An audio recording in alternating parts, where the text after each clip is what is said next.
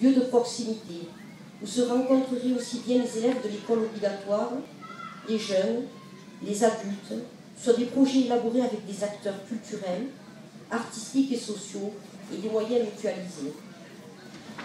Une démarche de projet implique donc une école qui s'ouvre sur la cité, la ville et même le monde.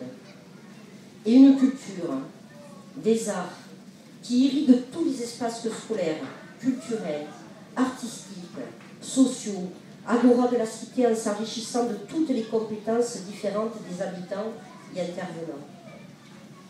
Alors la troisième question, quelle conception de la culture, des arts et de leur transmission? Nous avons quelques hypothèses, convictions dans nos projets confirmées par nos bilans et par des bilans. Alors ma question c'était, faut-il ou non s'inspirer d'expériences limitées géographiquement et sociologiquement, celles de zones très sensibles pour notre programme national? Il faut renverser le point de vue dominant. Les dominés, dans une réalité de souffrance et d'exclusion sociale, sont déjà assez bafoués dans leur identité individuelle et collective pour que nous n'en rajoutions pas. Ce dont ils ont besoin d'abord, c'est que l'on reconnaisse les cultures, arts de leur pays d'origine, et qu'ils reprennent confiance dans leurs capacités. Dès lors s'ouvrent les possibilités pour eux et elles de s'ouvrir à d'autres cultures, œuvres artistiques, celles des autres communautés, de villes cosmopolites et celles qui sont nécessaires dans notre société et école française pour ne pas être exclues. L'humain d'abord, c'est d'inventer des possibilités nouvelles d'une culture vivante, qui s'enrichit des apports de différentes civilisations et générations. C'est de lutter contre les uniformisations marchandes et contre tous les obstacles perpétuant les reproductions et inégalités socio-culturelles. Mais c'est aussi permettre une appropriation critique et créative de toutes les nouvelles technologies. Il faut mettre l'accent sur le fait qu'il est essentiel dans nos axes la nécessité absolue de mettre au cœur des enseignements, éducation culturelle et artistique, une activité de production, de création, de réalisation d'une œuvre. Toutes les expériences convergent dans le même bilan.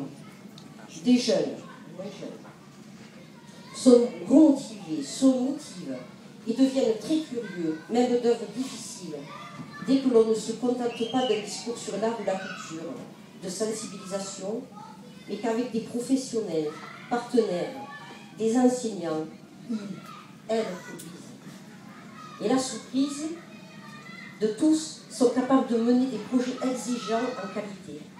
Et que cette pédagogie de projet, de production, a souvent des effets bien plus efficaces que des heures de soutien. Il faudrait certes cesser de penser qu'en empilant des heures d'enseignement artistique dans des emplois du temps disciplinaires déjà surchargés, on sensibilisera bien à l'art à l'école, au collège, au lycée. Même s'il faut plus que jamais affirmer le droit de chacun à une éducation artistique, menée en partenariat avec l'éducation nationale et la culture, il semble nécessaire de se poser la question pour l'avenir dans ce contexte de décentralisation. Pédagogie de projet fondée sur les besoins des élèves et adultes dans des spécificités territoriales ou maintien des dispositifs frustrants actuels. Qu'on ne se maintienne pas sur cette pédagogie de projet tenant compte des spécificités territoriales. Il ne s'agit certes pas de renoncer à une politique nationale, scolaire, culturelle, artistique avec ses objectifs, ses lois, ses budgets. Mais dans les situations d'inégalité de faire des choix correspondants, prioritairement aux classes trop exclues de la culture, des arts, et de privilégier des démarches non consuméristes d'émancipation des diverses dominations. Bien entendu, vu l'enthousiasme avec lequel depuis 1984, avec le protocole de l'éducation nationale et de la culture, la loi Jospin, les arrêtements Jospin-Blanc, se sont multipliées les créations de toutes sortes de formules d'enseignement et d'éducation artistique de la maternelle post-bac, avec des moyens budgétaires totalement insuffisants et aussi des dispositifs institutionnels enchevêtrés. Une politique nouvelle exige non seulement des moyens budgétaires, une attention particulière à combattre un renforcement des inégalités, mais aussi de prendre le temps d'un vrai bilan national, régional, pour repenser ces relations entre l'école, la culture, les arts, dans tous les dispositifs. Il devient urgent. Alors moi je suis partie du front de gauche, hein. Je vais me faire taper dessus du programme.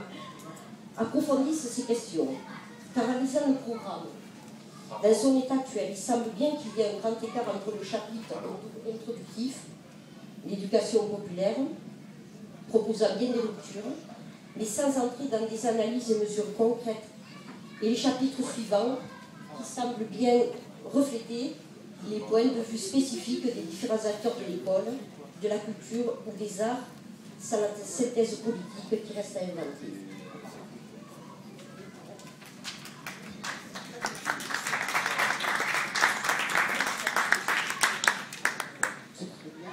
Merci à toi.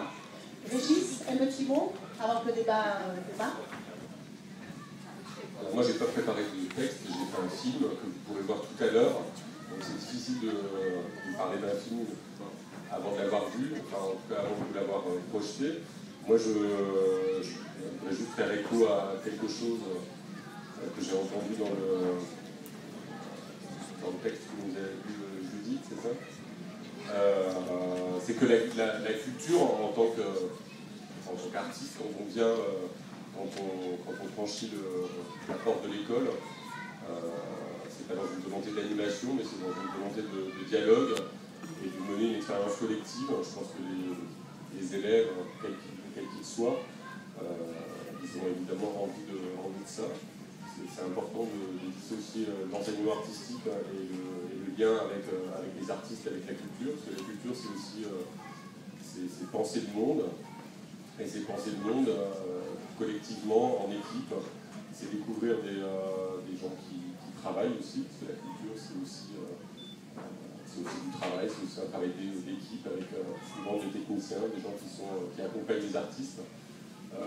Donc ouvrir l'école à la culture, c'est ouvrir aussi l'école à des professionnels, et c'est de montrer que derrière toute œuvre artistique, il y a une exigence de travail accompli.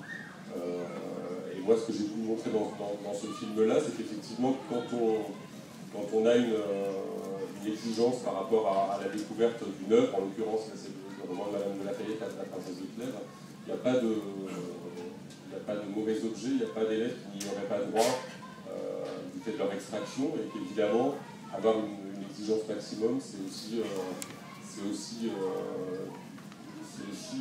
se dire que les jeunes qu'on a en face de nous, ils méritent cette exigence-là parce qu'ils en ont besoin, ils en ont envie, et ils le prouvent dans les expériences qui ont lieu, j'imagine, dans les établissements qui permettent ce genre de dispositif. Donc, en tout cas, en préalable, je pense que ce qui est important, c'est de dire que d'un côté, il y a l'enseignement artistique, et je pense que c'est nécessaire de créer des passerelles avec les artistes, mais aussi avec les gens qui travaillent, il y a des travailleurs aussi, des collectifs dans la dimension artistique, il existe. Et c'est aussi un regard sur le monde et sur la professionnalisation, sur l'avenir qu'on propose à ces jeunes.